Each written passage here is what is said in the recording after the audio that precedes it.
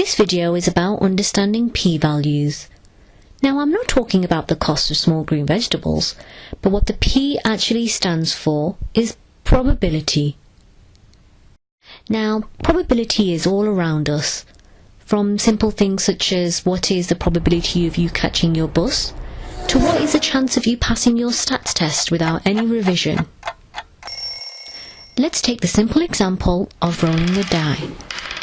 What is the probability of you rolling a 6? Pause for a moment if you want time to think. Now, probability can be written as a fraction, as a decimal, and as a percentage. As a fraction, because there are 6 numbers in total, the probability of you rolling a 6 is 1 out of 6. To work that out as a decimal, if you take a calculator and you do 1 divided by 6 equals, rounding that value off to 2 decimal places, that gives you an answer of 0.17.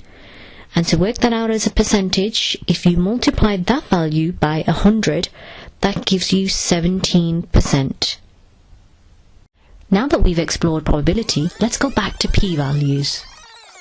When you carry out a statistical test, the program or software that you use, such as SPSS, will typically in your output give you a p-value. In simple terms, the p-value represents the probability that your findings were due to chance. So for example, if your output said that your p-value was 0.05, what this means is that there is a 5% probability that your findings were actually due to chance. Let's have a look at an example to explain this further. Imagine that you came across the following 3 options for medication. The first is effective at probability value of 0.07, the second is effective at probability value of 0.003, and the third is effective at probability value of 0.6. Now the question is, out of these 3 options, which is a medication that you'd be more likely to recommend?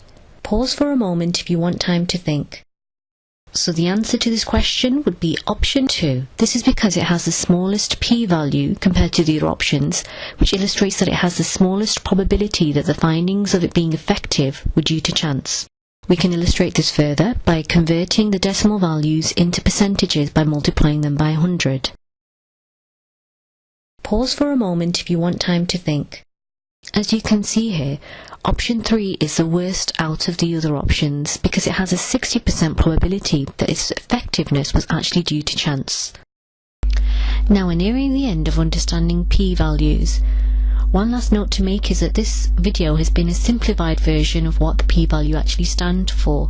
There are other concepts as well that need to be discussed, which include significance values, hypothesis testing, but these are issues we'll cover in the next video.